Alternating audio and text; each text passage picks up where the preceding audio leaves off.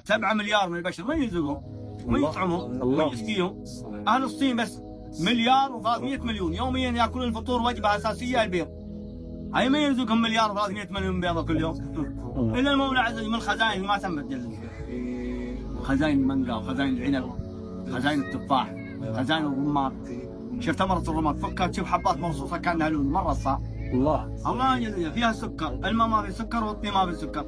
طيب منين يجي السكر في المانجا؟ منين يجي السكر في الرمان؟ منين يجي السكر في التفاح؟ منين يجي السكر منين يجي السكر في قصب السكر؟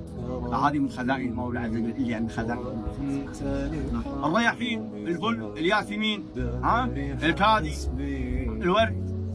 هذا اسمها الروائح الزكية اللي قال تاخذ من خزائن الله. كذلك حتى الصفات الطيبة، الإيمان، اليقين، التقوى، الصلة، البر، العفو، التسامح، هذه الصفات كلها ما يملكها إلا المولى عز وجل.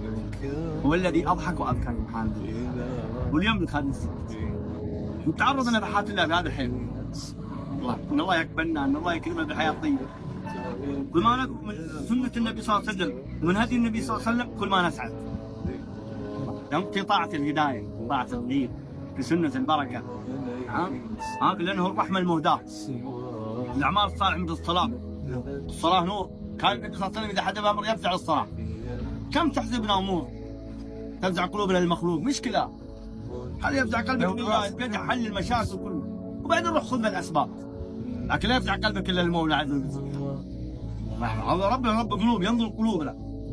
هنا بالأعمال، بر الوالدين، صلة الأرحام، زيارات من أجل الله. والله كل هذه الأعمال تقرب من الله. قال أفشوا السلام واطعموا الطعام وصلوا الأرحام وصلوا بالليل والناس نيات تدخلون الجنة بالسلام الله يجعلنا اثنين. قال هي نور يتلالى وقصر مشيد وأنهار مضطردة وريحان تلتل وفاكهة نضيجة وحلل كثيرة وزوجة حسنة. الله تخيل هذا النعيم.